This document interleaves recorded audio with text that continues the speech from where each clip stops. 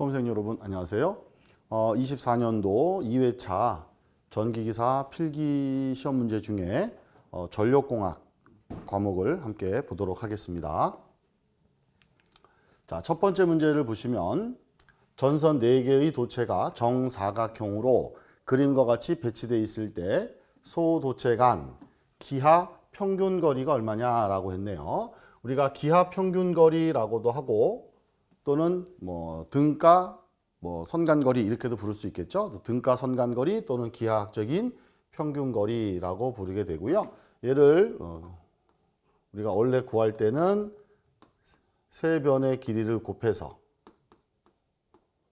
삼승근 루트 이렇게 구하는 게 원칙적인 방법이죠. 그런데 여기서 이제 우리가 특수한 경우로 두 가지를 아마 기억하고 계실 겁니다. 전선이 수평으로 배치된 경우 또는 정사각형으로 배치된 경우, 이렇게 두 가지 경우에 한해서 계산을 해보시면 수평 배치인 경우는 삼승근 루트 2가 들어가고요. 한 변의 길이를 곱하시면 되고, 정사각형 배치에서는 6승근 루트 2에다가 한 변의 길이 이렇게 계산하면 되겠죠. 자, 그 중에서 지금 전선 4개가 정사각형으로 배열되어 있다 그랬으니까 여기에 적용이 되는 거고, 우리는 이렇게 계산하면 되겠습니다. 이때 여기 D는 한 변의 길이가 되는 거고, 한 변이 지금 40cm입니다. 그런데 미터로 물어봤으니까 여기 40cm는 미터로 바꾸면 0.4m가 되는 거죠. 그 0.4를 집어넣으시면 6승근 루트 2에다가 0.4m를 넣어서 계산기로 누르시게 되면 얘가 아마도 0.45가 나올 겁니다. 그래서 대략 0.448 얼마 이렇게 나올 거예요. 이게 정답이 되겠네요. 정답은 2번이 되겠고요. 자, 이 문제도 중요하지만 이 공식들도 함께 같이 준비를 하셔야 되겠습니다. 자, 이어지는 2번을 보시게 되면 다음 중 송전선로에 코로나 임계전압이 높아지는 경우가 아닌 것 그랬습니다. 자, 코로나의 임계전압을 물어보고 있는데요. 우리가 코로나 임계전압을 E0라고 보통 쓰고요. 24.3 M0 M1 델타의 D 로그 10의 R분의 D 이렇게 계산이 되죠. 단위는 킬로볼트. 자, 이 식에서 요 M0라고 하는 것이 바로 전선의 표면 계수죠. 그러니까 전선 표면이 매끄러울수록 높아진다라는 거 알아두시면 되고, M1이라고 하는 것이 날씨 계수가 되겠습니다. 날씨가 맑을수록 임계전압이 높아지겠죠. 그럼 날씨가 맑다라는 거는 정답이 되겠네요. 그 다음에 여기 델타라고 하는 게 바로 뭐냐? 이 델타가 상대 공기 밀도죠.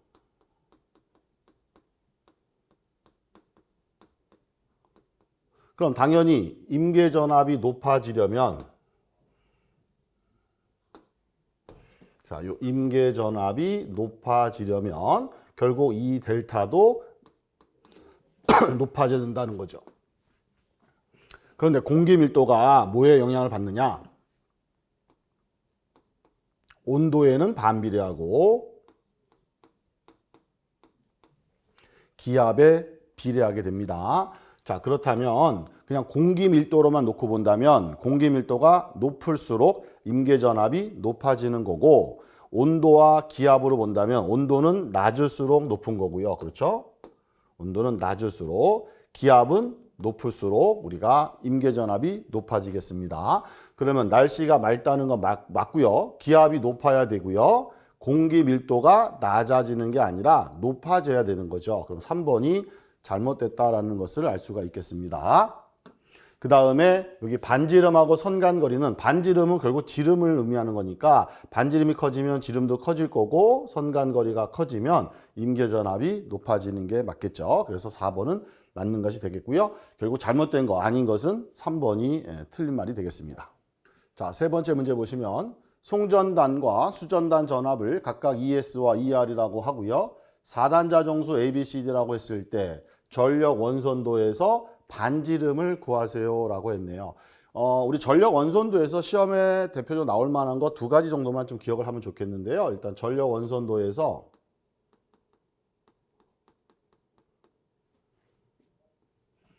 이 전력 원선도의 가로축과 세로축이 나타내는 것이 뭐냐라고 물어볼 수가 있습니다. 자, 원선도 그릴 때 가로축이 의미하는 게 바로 유효 전력이고요. 세로축이 나타내는 게 무효 전력이 되겠죠. 유효, 무효.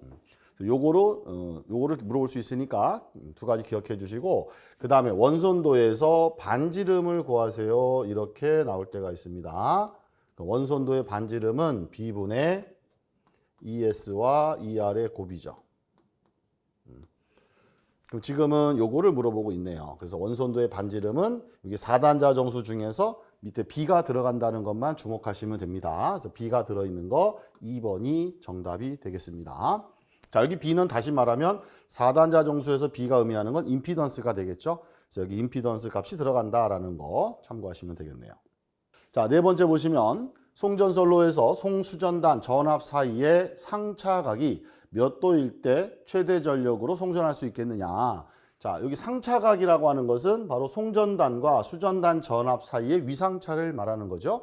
이때 상차각 가지고 우리가 전력 구하는 공식이 있었죠. 리액턴스 X분의 VS의 VR에다가 사인 델타라는 식으로 메가와트를 구하는, 이게 바로 송전 용량 구하는 일반식이 되는 거고요. 이 일반식에서 바로 요 델타, 요게 상차각이 되는 거죠. 상차각, 그렇죠?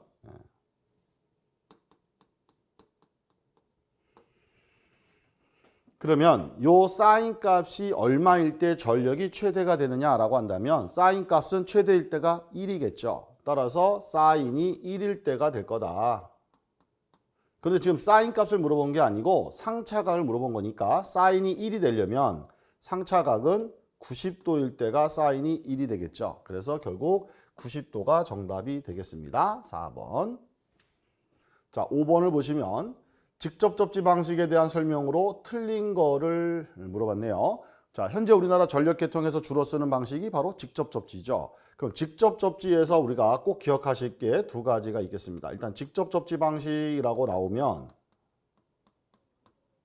첫 번째, 직접 접지는 계통에 지락 사고가 생겼을 때 건전상의 전압 상승을 가장 막을 수가 있는 거죠. 그래서 건전상의 전압의 상승을 최소화할 수 있다는 거, 요게 좋은 장점이죠. 대신 단점이 있습니다. 부작용이라고 생각하시면 되는데, 지락이 발생했을 때 지락 전류가 흐르게 되는데 이 지락 전류가 다른 접지에 비해서 최대치까지 상승한다는 거, 이 두 가지를 꼭 기억해 두시면 좋겠습니다. 그래서 직접 접지 그러면 건전상의 전압의 상승은 최소로 막을 수 있지만, 최소한도로 할 수 있지만 지락 전류가 과도하게 커진다는 단점을 가지고 있다. 이렇게 기억해 주시면 좋겠습니다. 그래서 여기서 내용이 파생되는 거죠. 전압의 상승이 거의 발생하지 않기 때문에 절연에 유리하다는 거죠. 우리가 절연을 감소시킬 수가 있습니다. 그래서 저감 절연이 가능하고, 특히 변압기 같은 경우에 중성점의 전이가 0전이로 유지할 수 있으니까 단절연이라는 걸 해서 변압기 절연을 낮출 수가 있겠죠.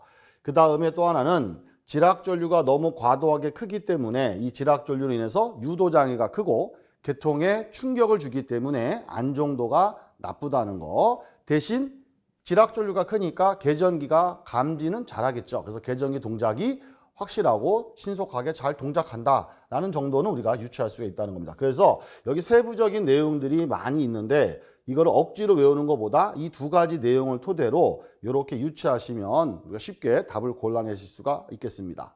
그러면 첫 번째 보시면 지금 틀린 겁니다. 일선 지락 사고 시 건전상의 대지 전압이 거의 상승하지 않는다. 전압 상승을 최소로 막을 수 있다. 맞죠? 1번은 맞는 얘기고요. 2번에 전압이 거의 상승하지 않기 때문에 절연 수준을 낮출 수가 있다라는 겁니다. 그래서 경제적이다. 돈이 적게 든다. 거기다가 변압기에 단절연이 가능하다는 거죠. 단절연이라는 게 바로 절연을 저감시키는 것을 단절연이라고 합니다. 그러면 1, 2, 3번 전부 다 맞는 얘기가 되겠고요. 4번이 틀렸는데 보시니까 보호개전기가 신속하게 동작하므로 이거는 맞죠. 지락전류가 워낙 크기 때문에 지락이 발생이 되면 그 지락을 금방 알아차릴 수가 있다는 겁니다. 그래서 개전기가 동작이 신속하고 정확하게 잘 동작이 됩니다. 라는 건 맞지만 그렇다 그래서 안정도가 좋은 것이 아니고 안정도가 가장 안 좋은 방식이 바로 직접 접지가 되는 겁니다. 그래서 안정도가 좋다가 아니라 나쁘다라고 답해야 됩니다. 잘못된 것은 4번이 틀렸습니다. 자, 6번 보시게 되면 송전계통의 전력용 콘덴서와 직렬로 연결하는 직렬 리액터로 제거되는 고조파가 뭐냐라고 했네요. 우리 직렬 리액터 그러면 딱 떠오르는 게 바로 5고조파를 제거하는 거죠. 5고조파 제거가 정답이 되겠습니다. 그러면 정답은 일단 3번이 정답이 되겠고요. 참고로 그렇다면 직렬 리액터가 5고조파를 없애기 위해서 어떤 조건을 맞춰야 되느냐? 바로 5고조파에 대한 공진 조건을 일으켜야 되겠죠. 그럼 공진 그러면 리액터의 리액턴스 오메가 L과 정전 용량 그러니까 정전 용량의 리액턴스 오메가 C분의 1 콘덴서의 리액턴스 요 둘이 같으면 공진이라는 거죠. 근데 이렇게 하는 건 일반 공진이고 우리가 5고조파를 없애려면 5고조파라는 것은 기본 주파수의 5배가 되는 게 5고조파고 주파수가 5배라는 건 각 주파수 오메가도 5배가 될 수밖에 없겠죠. 오메가가 2파이 F니까 이 안에 F가 들어있기 때문에 당연히 얘도 5배가 된다는 겁니다. 따라서 5고조파에 대해서만 공진이 되려면 오메가 앞에 5를 곱해줘야 이게 5고조파에 대한 공진 조건이 되겠습니다. 그래서 결국 직렬 리액터의 조건은 이게 바로 직렬 리액터 공진 조건이 되는 거고요. 자, 이렇게 나온 상태에서 만약에 오메가 L만 구하겠다라고 하면 오메가 XL이죠. 그럼 숫자 5를 넘기게 됩니다. 그럼 얘가 25분의 1이 될 거고요. 여기 오메가 C분의 1은 XC가 되는 거죠. 그럼 결국은 요 리액터의 그 리액턴스 값이 용량 리액턴스 값에 25분의 1배를 집어넣으면 5고조파가 없어진다는 거고 요게 얼마냐? 0.04가 되는 거죠. 그럼 0.04배를 넣겠다는 건 퍼센트로 말하면 4%다라고 볼 수 있겠고요. 요건 이론상 그런 거죠. 그래서 우리는 보통 어떻게 돼요? 이론상 4%에서 실제로는 손실 부분까지 고려해서 한 6% 정도까지 넣어주세요라고 우리가 얘기하고 있는 거죠. 그래서 요만큼의 리액터를 달아주면 5고조파가 걸러집니다. 라는 것까지 참고하시면 되겠습니다. 자, 일단은 고조파를 물어봤으니까 5고조파 3번이 정답 되겠네요. 자, 7번. 단상변압기 세대를 델타 결선으로 운전하던 중에 한 대가 고장나서 V 결선한 경우 V 결선과 델타 결선의 출력비가 몇 퍼센트가 되겠느냐라고 했네요. 일단 우리 시험에서 V 결선 나오면 기본적으로 삼총사 알고 계셔야 되죠. V 결선에서 첫 번째 기억하실 게 V 결선 시 출력이 얼마냐? 우리가 V 결선으로 사용할 수 있는 출력을 PV라고 한다면 얘는 무조건 변압기 한 대 용량의 루트 300까지 사용할 수가 있겠죠. 여기 P1이라고 하는 건 결국 얘는 변압기 한 대 용량을 말합니다. 변압기 한 대의 용량. 변압기 한 대 값의 루트 300까지를 우리가 V결선으로 최대 사용할 수 있다. 그 얘기고요. 자, 두 번째는 출력비를 구하세요. 이렇게 나오면 얘가 바로 루트 3분의 1이죠. 이게 0.577이 나오고요. 따라서 퍼센트로 말하면 57.7%가 되겠고요. 세 번째가 변압기 이용률 물어보죠. 변압기의 이용률.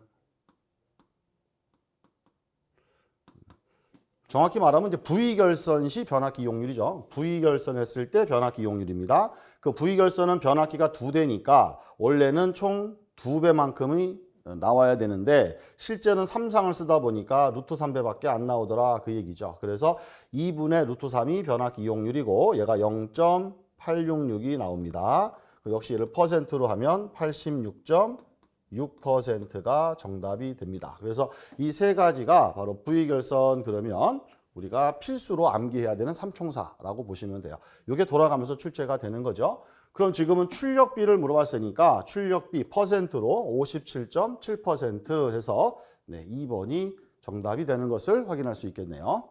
자, 8번 보겠습니다. 8번 보시면 파동 임피던스 Z1이 500인 선로에 파동 임피던스 Z2가 1000짜리인 변압기가 접속돼 있답니다. 지금 선로에서 파고값이 600kV짜리 전압이 진입했을 경우에 접속점에서 반사파가 얼마가 되느냐라는 겁니다. 우리 반사파 구하는 방법, 투과파 구하는 방법 알고 계시죠? 반사파, 투과파. 자, 일단 반사파를 구할 때는 Z2 플러스 Z1. 자, Z2 플러스 Z1 분의, 자, 얘도 Z2 플러스 Z1. 그 다음에 전체 입사파 2원을 둘 다 똑같이 곱하시는 거고요. 자, 이제 분자에 뭐가 올라가느냐라는 건데 반사파 구할 때는 Z2 마이너스의 Z1이고요. 투과파를 구하라 그러면 2배의 Z2 이렇게 구하시면 투과파가 되겠습니다. 자, 공식 암기해 주시고요. 그럼 지금은 반사파 물어봤으니까 이 반사파에다가 집어넣으면 되겠죠? 그럼 Z2가 1000, Z1이 500, 다시 Z2가 1000, 마이너스 500, 그리고 입사파가 600kV가 들어왔대요. 600. 이렇게 해서 요거 계산기로 누르면 되겠죠. 예, 요걸 눌러보시게 되면 요게 아마 200이 나올 겁니다. 예, 계산기 여러분 눌러보시고 아마 200이 나오는 걸로 제가 기억이 나네요. 혹시 만약에 투과파를 물어본다면 여기다 대입하시면 되는 거고요. 자, 그 다음에 참고로 여기서 요 앞에 부분 요게 바로 개수 값이 되는 거죠. 요게 개수입니다. 개수. 요게 반사파를 구할 때 사용하는 개수다. 그래서 요게 반사개수, 요거는 투과개수 이렇게 부르죠. 그럼 지금처럼 반사파의 실제 크기를 물어보는 게 아니라 반사개수가 얼마냐 또는 투과개수가 얼마냐 이렇게 개수만을 물어볼 수도 있어요. 그때는 요것만 구하시는 거고 실제 크기를 물어보면 여기다 입사파의 크기를 곱해 주시면 된다는 거 참고하시기 바랍니다. 자, 9번 문제 보시게 되면 한 대의 주상변압기에 역률 세타 1에다가 유효가 P1 kW짜리 부하가 있고요. 그 다음에 역률 세타 2에 P2 kW의 또 부하가 병렬로 접속되어 있답니다. 지금 부하가 두 개가 연결되어 있죠. P1, P2가 합쳐졌다는 거예요. 자, 이때 주상변압기 측에서 본 종합 역률이 얼마예요? 라고 물어보고 있습니다. 역률 구하랍니다. 그 역률이라는 게 기본적으로 코사인 세타죠. 그 역률은 기본적으로 P상 전력분의 유효 전력의 비를 우리가 역률이라고 합니다. 근데 문제에서 지금 이렇게 유효 전력은 줬지만, 그죠? 얘도 유효 줬지만 피상 전력은 모르잖아요. 그럼 피상 전력은 어떻게 구하느냐? 유효 전력하고 무효 전력을 찾아서 둘이 합쳐준 게 피상이죠. 근데 합할 때 어떻게 합합니까? 유효 제곱, 무효 제곱 더해서 루트 이렇게 합치는 거 아시죠?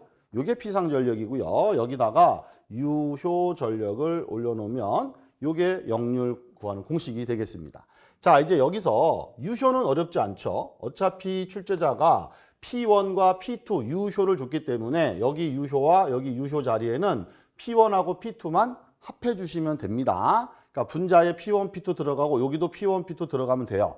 자, 일단은 밑에 분모가 루트로 합성해야 되니까 1번, 2번은 답이 될 수 없는 거 금방 알 수 있겠죠. 루트로 합한 게 아니니까 이건 틀렸다는 거. 그럼 루트로 합성돼 있으니까 3번 아니면 4번이 정답이 될 텐데 여기서 이 뒷부분을 잘 보세요. 여기가 바로 무효 전력의 제곱인데 얘는 P1의 탄젠트고 얘는 P1의 사인 세타가 바로 써 있습니다. 이거 얼핏 잘못 생각하시면 사인 세타가 곱해져 있는 게 무효전력 아니냐 이렇게 오해하시는데 우리가 보통 무효전력을 PR이라고 한다면 단상을 기준으로 할게요. 단상이면은 VI의 사인 세타 이렇게 하는 게 무효전력이죠. 그 여기서 VI가 뭐냐? 이게 피상전력이지 않습니까? 그럼 내가 이거를 피상전력으로 계산한다. 그러면 피상전력에 사인 세타를 곱해준 게 바로 무효가 됩니다. 그럼 여기다가 내가 사인 세타를 곱하겠다. 그러면 앞에가 뭐가 돼야 돼? 그렇죠. 피상전력이 돼야 돼요. 그런데 지금 여기 나와 있는 P1이라는 게 뭐냐? 유효지 않습니까? 유효. 그럼 여기가 피상이 아니고 요 앞에다가 유효 전력을 집어넣게 되면 여기는 사인이 아니고 뭐로 바뀌어요? 바로 탄젠트로 바뀐다는 거를 알고 계셔야 됩니다. 요게 무효 전력 구하는 식이죠. 그래서 우리가 보통 전력공학에서는 P 탄젠트라는 걸 가지고 무효 전력 구합니다. 그럼 P 탄젠트가 여기 들어가야 되니까 여기 사인이 아니라 탄젠트가 곱해져 있는 3번이 정답이다라는 것을 기억해 주시기 바랍니다. 자, 10번으로 가볼까요? 계전기의 반환시 특성이란 이렇게 물어봤네요. 우리가 계전기는 크게 네 가지 특성으로 나눠진 거 아시죠? 순환시 계전기, 그 다음에 정한시 계전기, 그 다음에 반환시 계전기, 그 다음에 반환시 정한시 계전기.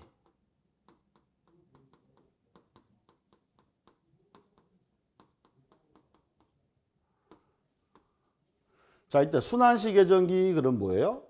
즉시 동작한다는 거. 뭔가 이상이 감지되면 즉각적으로 바로 0. 몇 초 만에 동작하는 게 바로 순환시죠. 순간적으로 동작한다. 이렇게 기억하시면 되겠고요. 정한시 그러면 얘는 정해진 시간이 지났을 때 동작하는 거죠. 정해진 시간이 지나야만 동작하는 거. 이게 정한시. 반한시라는 건 바로 반비례 특성을 가지고 있다라고 아시면 되죠.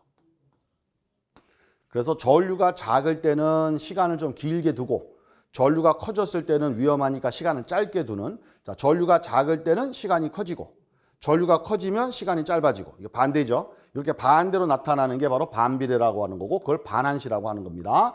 반한시 정한시는 당연히 반한시랑 정한시를 섞은 거죠. 그래서 반한시 계전기와 정한시 계전기를 혼합해서 만든 게 반한시 정한시다. 일정 부분까지는 반한시 특성을 가지고 있다가 일정 값을 넘어가면 정한시로 바뀌는 그런 특징이 바로 반한시 정한시라고 보시면 돼요. 그럼 그중에서 반한시 특성을 물어봤는데 반한시면은 반비례를 떠올리시면 돼요. 그러면 전류가 클수록 시간이 길어진다 그랬는데 그럼 전류도 커지고 시간도 커지는 거니까 이건 비례지 않습니까? 틀린 거고요.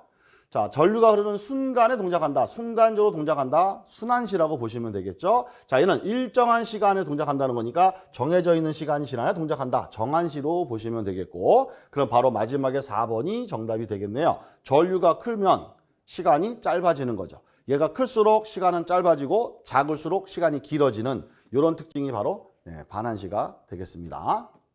자, 11번 문제. 그냥 단위 물어보는 거죠. 변성기의 전격 부담을 표시하는 단위가 뭐냐라고 했는데 우리가 변성기가 얼만큼의 부담을 하느냐 이건 볼트 암페어 즉 피상의 단위로 우리가 변성기 부담을 표시하게 됩니다. 자, 12번 단상 삼선식에서 설명으로 옳은 거를 찾으랍니다. 맞는 게 뭐냐라는 거죠. 일단 첫 번째 보니까 전압 불평형이 우려가 되므로 맞죠? 단상 삼선식의 가장 큰 단점이 바로 전압 불평형이 잘 생긴다는 겁니다. 그래서 이거를 막기 위해서 뭘 쓰느냐? 콘덴서가 아니라 바로 저압 밸런서를 설치하는 거죠.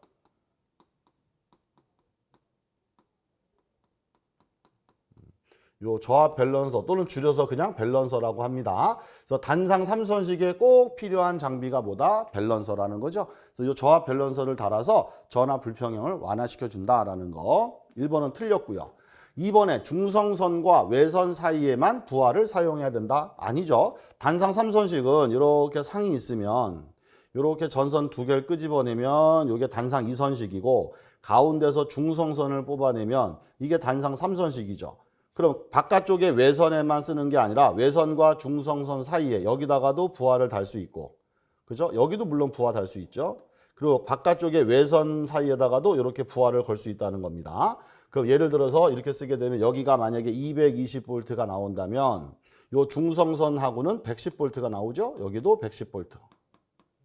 그러면 여기다가 부하를 건다는 건 110V에 쓰겠다는 얘기고 여기다가 부하를 걸면 220에도 쓰겠다는 거죠. 그래서 단상 3선식은 좋은 점이 두 종류의 전압을 사용할 수 있어요 라는 게 장점 아니겠습니까? 따라서 중성선하고 외선 사이, 중성선 가운데와 외선 여기다가만 부하를 거는 게 아니라 외선 사이에도 부하를 걸 수 있기 때문에 이것도 틀렸죠. 그런데 이제 이렇게 쓰다 보면 여기 부하가 불평형이 되면 이 전압에 불평형이 생긴다라는 거죠. 그게 단상 3선식의 문제라는 겁니다. 이걸 보완하려고 아까 밸런서를 쓴다라고 말씀드린 거고. 세 번째 보시면 중성선에는 반드시 퓨즈를 넣어야 됩니다. 끼워야 됩니다라고 했는데 역시 틀렸네요. 단상 3선식은 절대로 중성선이 끊어져서는 안 되죠. 만약에 이렇게 운전하다가 중성선이 끊어지게 되면 이 부하의 전압 불평형이 더 심각하게 나타나게 됩니다. 그래서 단상 3선식은 반드시 중성선이 끊어져서는 안 된다라는 조항이 있는 거죠. 그러면 여기다가 퓨즈를 넣게 되면 퓨즈는 끊어질 수도 있다는 거지 않습니까? 그래서 위험하기 때문에 안 된다는 거예요. 그래서 퓨즈를 넣어서는 안 된다라는 게 규정입니다. 그리고 결국 맞는 거는 다 틀렸으니까 4번이 정답이겠네요. 2종의 전압을 얻을 수 있다. 맞죠? 두 종류의 전압을 얻을 수 있고요. 전선량을 절약할 수 있는 장점이 있다. 뭐냐면 단상 2선식에 비해서 그렇다는 거죠. 단상 2선식에 비해서 우리가 단상 2선식의 전선량을 동일한 조건에서 전선량을 100으로 본다면 1로 본다면 단상 3선식의 전선량은 8분의 3배만큼 들어가죠. 이게 100이라고 본다면 얘가 37.5만 들어가도 된다 그런 얘기입니다. 그러니까 당연히 단상 3선식의 전선량이 적게 들어간다라는 것을 우리는 알 수 있겠죠. 그래서 맞는 것은 바로 4번이 정답이 되겠습니다. 자, 13번 보시게 되면 전력계통의 주 회로에 사용되는 것으로 고장 전류와 같은 대전류를 차단할 수 있는 게 뭐냐? 자, 말 그대로 차단하려고 만든 게 바로 그렇죠. 차단기죠. 그래서 차단기가 정답이 되겠습니다. 그래서 우리가 고장 전류처럼 큰 전류는 차단할 때 엄청나게 큰 아크가 발생하게 되고 그 아크를 끌 수 있는 소호 능력이 우수하게 들어있어야 되죠. 그래서 바로 차단기를 이용한다라는 거. 자, 14번으로 가보겠습니다. 동일한 부하 전력에 대하여 전압을 2배로 승합하면 자, 전압을 2배, 전압 V를 2배로 승합을 한다면 전압 강하, 전압 강하율, 전력 손실률은 각각 얼마나 감소하는지를 나타내래요. 일단 우리 전압하고의 관계를 시험에 많이 물어보는 거 몇 가지 보셔야 되죠. 먼저 전압 강하 그러면 그냥 전압 강하를 물어볼 때는 전압에 반비례한다는 거 알아두셔야 되고요. 전압 강하율 이렇게 나올 때가 있죠. 델타라고 한다면 전압 강하율은 전압 제곱의 반비례가 됩니다. 그 다음에 이제 전력 손실. 전력 손실률도 같죠. 손실이나 손실률을 물어보면 전력 손실 그러면 PL이고요.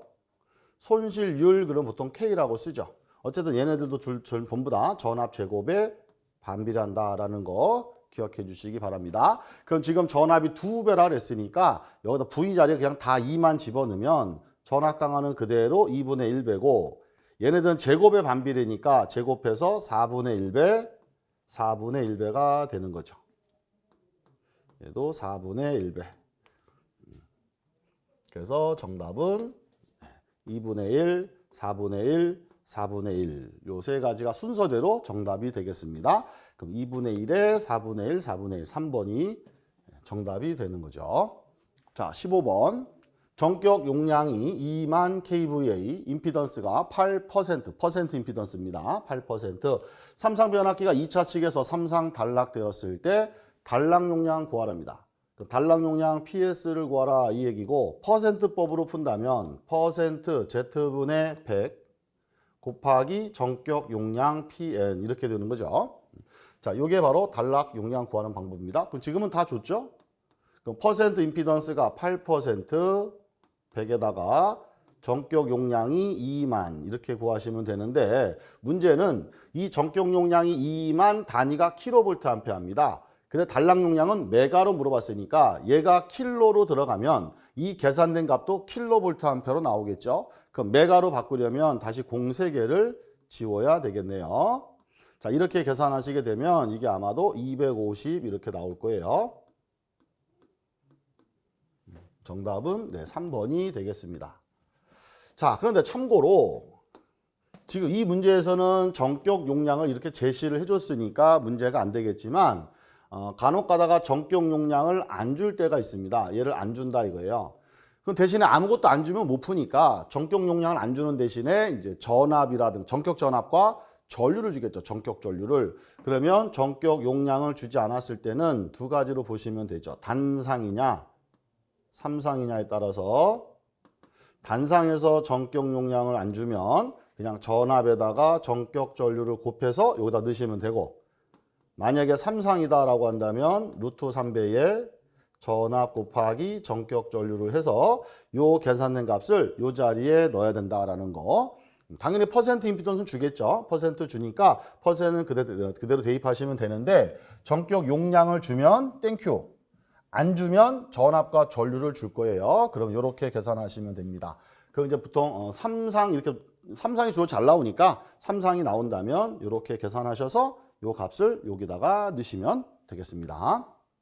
자, 16번은 이제 뭐 발전에 관한 문제인데 우리가 이제 발전은 사실 비중이 좀 작다 보니까 우리가 문제를 보고할 때 이제 시험 보고 오신 분들이 평소에 발전을 조금 소홀하게 등한시하는 경우가 많죠. 전략적으로 우리가 발전은 안 보고 송배전 위주로 보다 보니까 발전에 관련된 문제가 한두 개가 나오면 이제 이게 기억이 잘 안 나십니다. 그래서 복원이 잘 안 됐는데 어쨌든 원자로 문제가 나왔는데 제어제에 대해서 구비 조건을 물어보는 문제가 나왔었다라고 기억을 하셔서 요거 하나는 복원이 됐습니다. 그래서 원자로의 제어제가 구비해야 할 조건으로 틀린 것 그랬는데 우리가 원자력 발전이라든가 수력이나 화력을 자세히 깊이 공부하려면 너무 할 것도 많고 힘드니까 그냥 이런 문제가 나왔었다라는 거 참고로 하시고 정답은 중성자의 흡수 단면적이 적은 게 아니라 커야 됩니다. 그래서 여기 일단 틀린 거는 1번이 틀렸다라고 참고하시고 나머지는 그냥 한 번씩 봐주시면 좋겠습니다.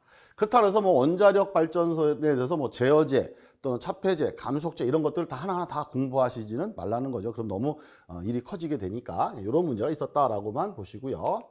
자, 이어서 17번을 보시게 되면 삼상 3선식 송전선로에서 각 선의 대지 정전 용량이 0.5096. 자, 대지 정전 용량이니까 CS죠. CS가 0.5096. 그 다음에 선간 정전 용량, 이게 CM이네요. CM이 0.1295. 자, 이렇게 줬을 때 한 선에 작용하는 정전 용량이 얼마입니까? 라고 했어요. 지금 문제 맨 앞에 삼상이라고 돼 있죠? 삼상에서 정전 용량 구하는 방법 CS 플러스 3cm 이렇게 구하면 되겠죠. 만약에 단상이라 그러면 단상은 CS 플러스 2cm 이렇게 구하는 거고요. 그럼 지금은 삼상이니까 3cm으로 계산하시면 되는 거고 CS 자리에 얘를 집어넣으시고 CM 자리에다가 얘를 집어넣으면 되겠네요. 그죠? 여기다가 3을 곱해서 이제 계산하면 된다는 거죠. 해보시면 아마도 이게 0.8981 이렇게 나오게 될 겁니다. 정답은 3번. 자, 18번으로 가보겠습니다. 수전단 전압이 6만 볼트고요. 전압은 200A, 선로 저항이 R이 7.61, 리액턴스가 11.85, 전압 강화율이 몇 %냐? 단 역률은 0.8이라고 합니다. 사실은 지금 이 문제는 이렇게 나오면 이제 곤란합니다. 이게 지금 단상인지 삼상인지 명확하지가 않죠. 그래서 단상으로 봐야 되는지 삼상으로 봐야 되는지 명확하지가 않아서 두 가지를 다 제가 구해봤더니 단상으로 봤을 때는 정답이 없습니다. 그러면 삼상으로 볼 수밖에 없는데 사실은 시험 문제가 그렇게 나오면 안 되죠. 시험에서는 명확하게 이제 단상인지 삼상인지 줄 겁니다. 이게 아마 복원되는 과정에서 말이 좀 누락이 되지 않았나 싶은데 지금 단상으로 봤을 때 답이 보기 중에 없는 걸로 봐서는 이거는 그냥 삼상 기준으로 우리가 시험에 나왔다라고 이해해 주세요. 그래서 아마 삼상 선로가 있다 뭐 이런 식으로 나왔겠죠. 그래서 삼상으로 보고 문제를 풀겠습니다. 전압 강화율 구하래요. 그럼 전압 강화율 델타라는 게 기본적으로 수전단 전압과 전압 강하를 백분율로 비교한 거. 그죠? 이게 전압 강하율이죠. 그때 전압 강하를 만약에 송전단과 수전단 전압을 가지고 우리가 구한다 그러면 송전단 전압에서 수전단 전압을 빼고 다시 얘를 수전단 전압 나눠서 곱하기 100 이렇게 해도 되죠. 이게 바로 전압 강하율이라는 공식이 되는데 지금은 송전단 전압을 준 게 아니라 수전단 전압만 줬습니다. 그러면 얘만 주고 얘를 모르죠. 대신에 뭘 줬냐면 전류를 주고 저항과 리액턴스 주고 역류를 줬어요. 그럼 우리는 이 전압 강하를 구할 수 있겠죠. 3상에서 전압 강하 구하는 방법은 루트 3배의 i에다가 r 코사인 세타의 x의 사인 세타라고 구할 수가 있다라는 거죠.